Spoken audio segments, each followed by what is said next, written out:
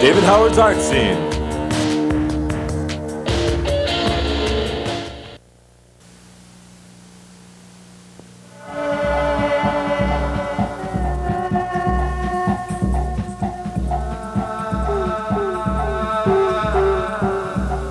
There just weren't this many galleries that could exist until the past 8 or 10 years. Galleries came and they went, and now people open new galleries and they give good shows and they're able to stay. I can't think of anything else in the world I'd rather be doing than running the gallery. More about optimism, and it's more about love, much more so than anything else. This gallery for me is like having an affair. I think we're really very lucky, all of us in the art field, when you consider the kind of work that most people do. We have a great time. It's art in general. It has a life of its own when it's being created. People begin showing, and that's really good, but all of a sudden their pictures and sculptures are selling for large sums of money, and it becomes a whole different thing. An artist who doesn't evolve or who does not keep moving, whose ideas do not keep changing in some fashion, is in a difficult position. People are making things and inventing new characters that I haven't even done in my style before I do them. The art world, like most other little societies, is a very political little group. I try not to be so naive for so long. Naive about what exactly? About the whole art world and how it operates. The thing that turns me off, I guess, the most about the art world is its pretentiousness. There's a great deal of pretentiousness on all levels. It's mostly people's personalities, and too often it's not about the work itself, but it's about how a person is a personality, how they are perceived by other people. When you're good, you don't have to be nice or something like that. And I was just thinking, I just do what I do. And some people like it, some people don't.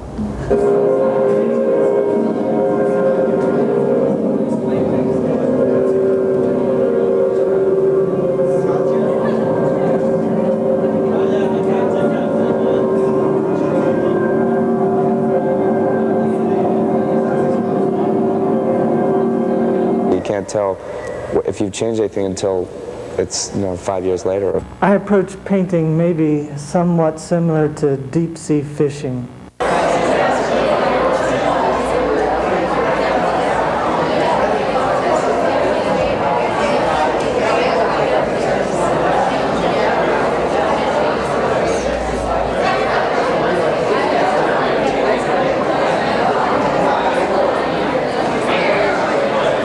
Don't get that feeling here in the Bay Area. I think there's a lot of people interested in art, but probably not as many who are willing to go out and experiment with what they collect.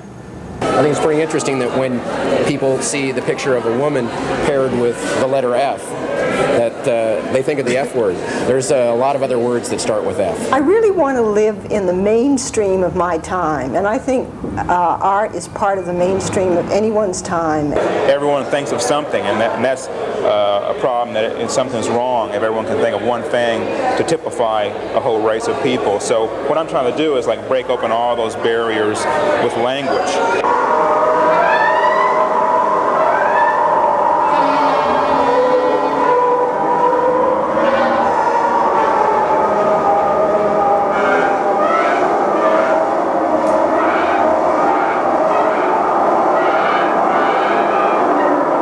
Artist television access. Our main concern is seeing artists utilize television as the fine arts medium that it really is. What I would like to see happen is development of a more cohesive art scene so that we could promote ourselves to the rest of the world a bit more and make the going easier for new galleries.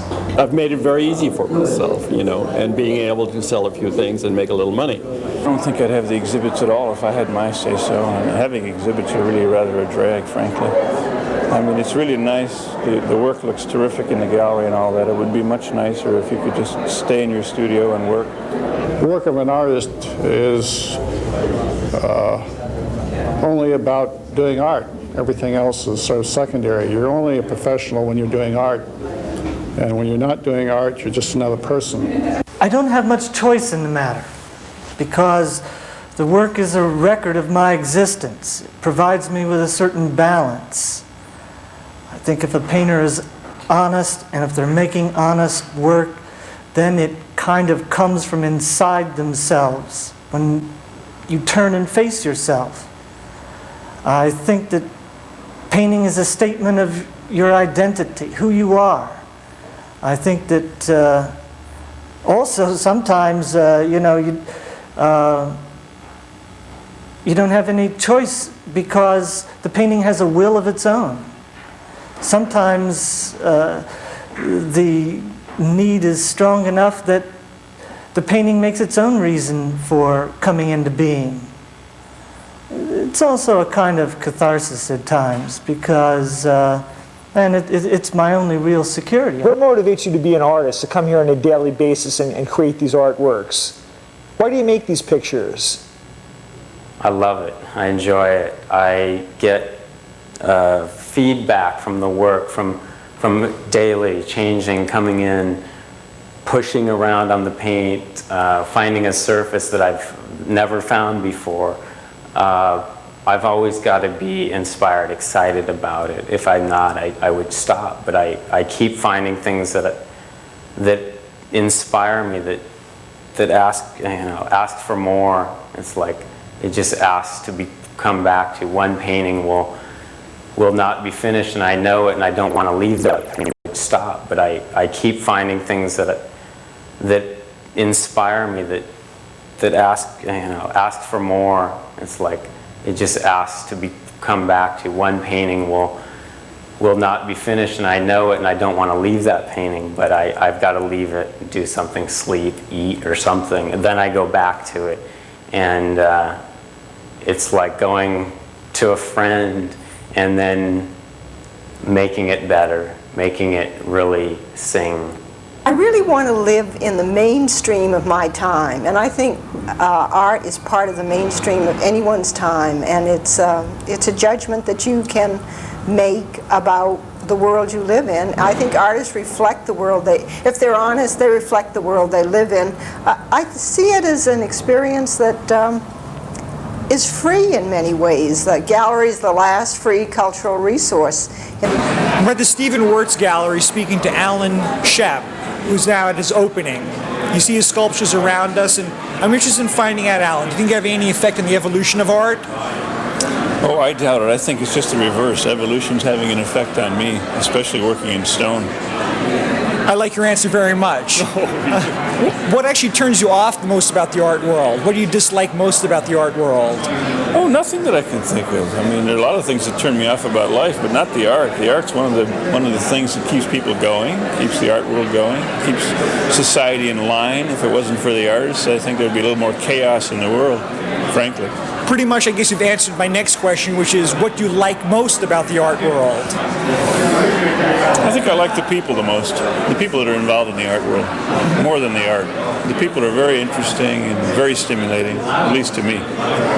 What's more important to you, the visual impact of the artwork or your involvement with the people?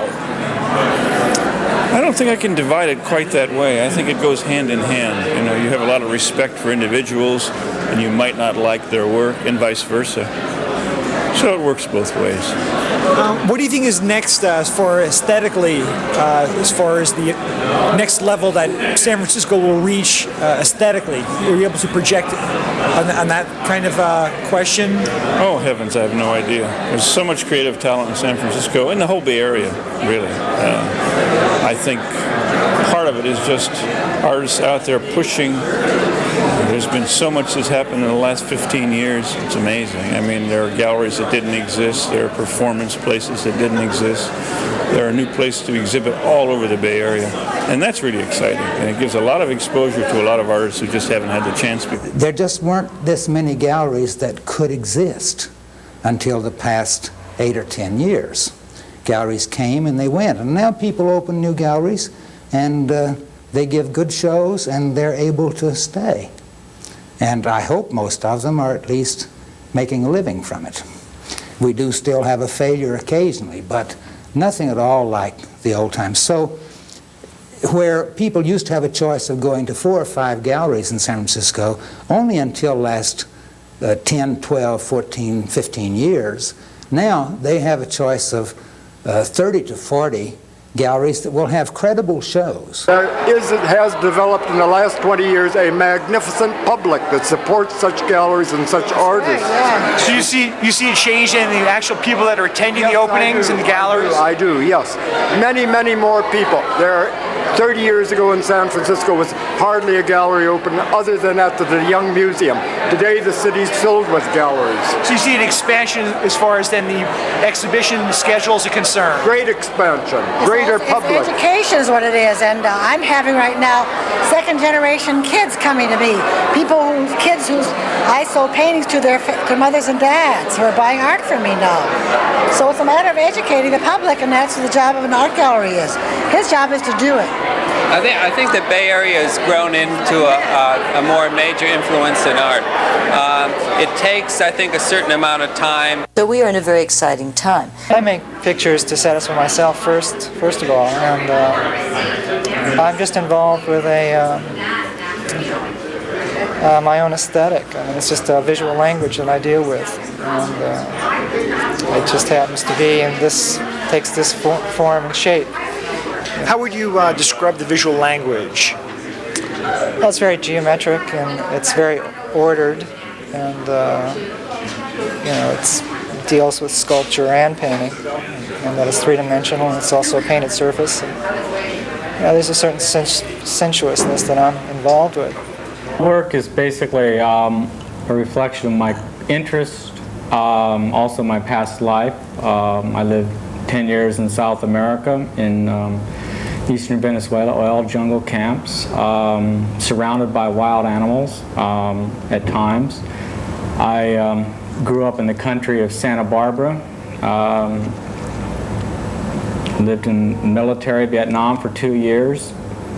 The work is just very personal. It involves basically all the imagery relates somehow to personal interests or past experiences. We're at the opening of the new Langdon Arts with Tad Savinar. Also, what is the name of the show, Tad?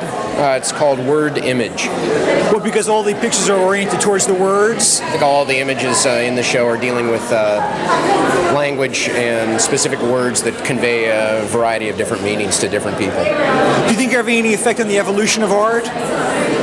No, I think that evolution of art, I think more that what we're doing is taking what's been done before, reshaping it, and kind of throwing it back into the viewers for another chance for them to think about it and view it in a new way. I mean, people have been using words and images for a long time. Paintings, sculpture, art. Done before, reshaping it and kind of throwing it back into the viewers for another chance for them to think about it and view it in a new way. I mean, people have been using words and images for a long time. Paintings, sculpture, art. I love art. Art's really important. Art and humor and maybe changing your mind are about the only thing that really separates people from animals. And art and literature, they're one of the things that make you realize, in spite of all mankind's horrible behavior so far, that it really shows you how great we really can be. And that's what I like about art.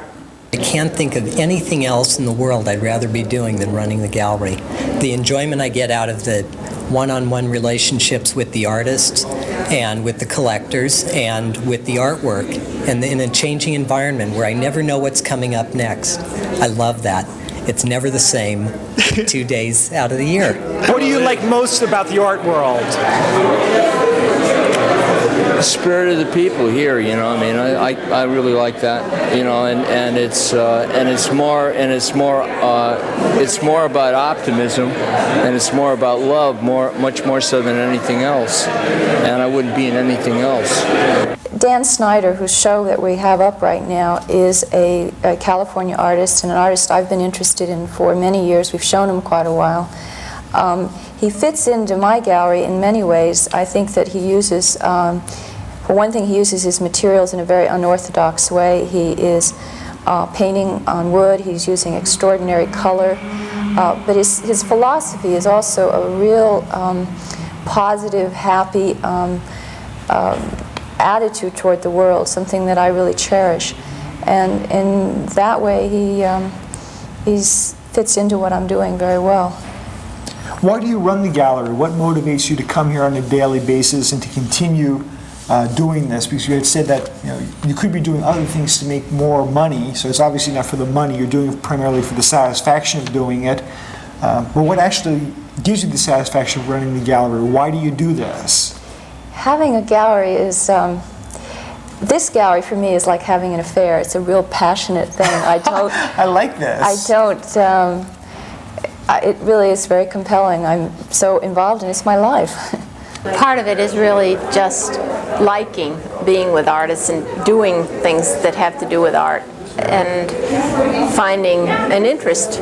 It keeps you alive, it keeps you working, it keeps you interested, and it makes a contribution. I think it makes a contribution to more than art, also to society in a certain kind of way. And you keep putting one foot in front and doing things that have to do with art and finding an interest. It keeps you alive, it keeps you working, it keeps you interested, and it makes a contribution. I think it makes a contribution to more than art, also to society in a certain kind of way. And you keep putting one foot in front of the other, and you do what you can do, and as well as you can do it, and it's really wonderful work. I think we're really very lucky, all of us in the art field, when you consider the kind of work that most people do. We have a great time. Art must reflect the times, and we're certainly living in commercial times. My art tends to flow with capitalism. It flows with the new, and I enjoy bringing people together, bringing artists together, and doing it in settings and in ways which tend to generate livings for the artist and create workspaces and cash flow for artists. And this Club 9 is sort of the latest permutation of that, and this week we tend to change the theme. We're sort of going with a neo-psychedelic revival, so I've made a Dayglow painting here in a little television altar. I moved into my new art motel, and so tonight I'm just painting, and it's fun. Got lots of paint on my hands, which is a good feeling, because unfortunately you get lost if you play artist in a sort of in a cash flow setting. You tend to get lost in the ways of the world rather than getting lost in your art.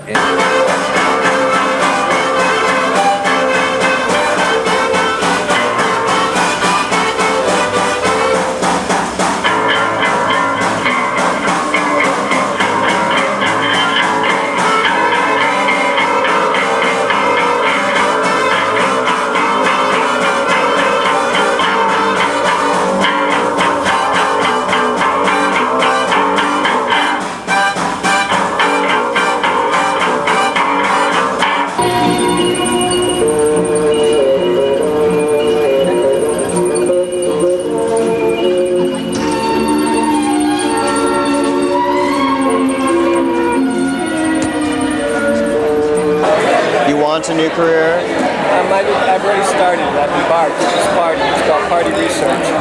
Experiment number 1. Now, Party Research experiment number 2 is going to be for money. Sell tickets, get artists involved. I'd love for you to be there at one of my new parties. I'll be there Monday. I'll try to make it. This is one of my new PR things.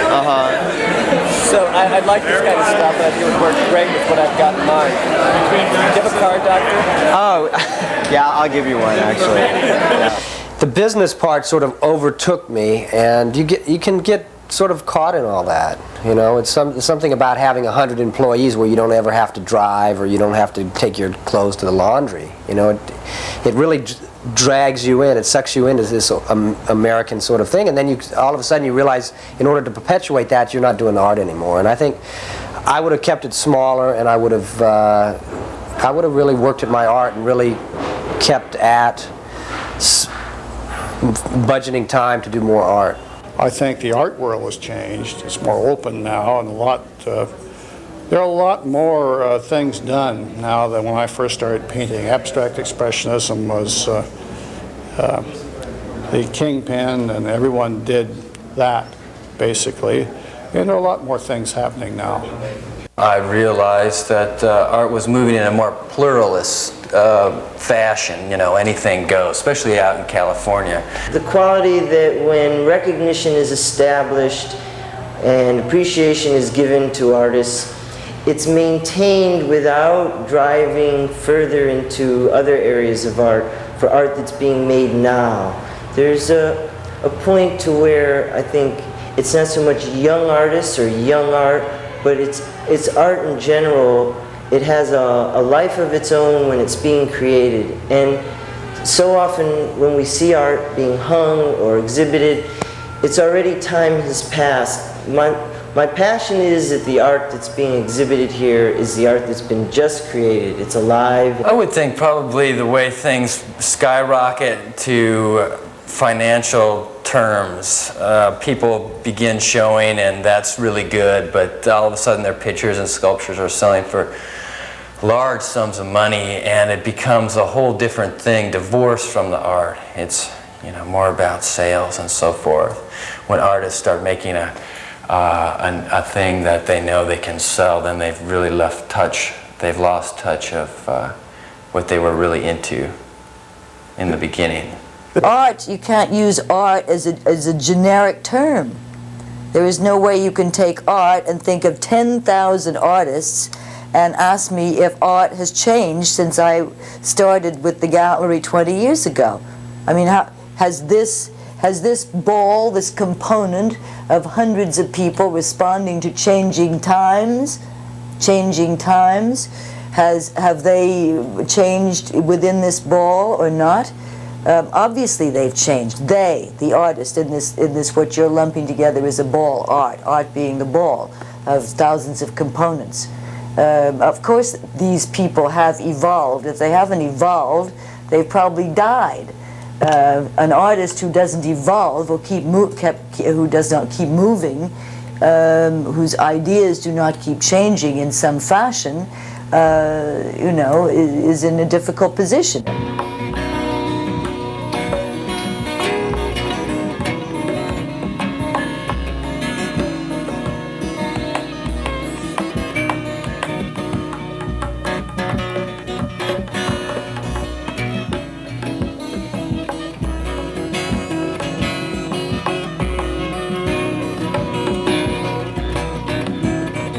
Any artist that has done anything that sort of stylistically affected the fine art world or whatever, as like Picasso or Warhol or Pollock or Mondrian, eventually filtered down to the commercial world. Like you see Mondrian shoes and window displays with Pollock splatters and fake Warhol and fake etc. But it usually happens 10 years afterward or 20 or after they're dead for a certain amount of time, etc. With me, it started happening even before I had done the things, or even before. I mean, people are making things and inventing new characters that I haven't even done in my style before I do them. What turns you off most about the art scene? Well, it's not so much that it turns me off or I dislike it. It's just what I'm going to say is part of something that you have to accept. It might go against the grain of your convictions, but you have to learn to integrate your own particular morals, which are probably much too idealistic, and the way the world functions. And the art world, like most other little societies, is a very political little group, and recognition and place often have no relationship to merit and quality. It's work is judged by who buys it, who shows it, and how much it sells for at auction. When I became an art dealer, I thought people would just walk in and be like me, or like like him. They would buy what they liked. I had to learn to face the fact that people don't trust their taste, and they buy ideas rather than work. They buy images of an artist rather than a painting. See David Howard's San Francisco, California Art Scene Part 2, the exciting conclusion to this Part 1 video documentary art series you have just seen.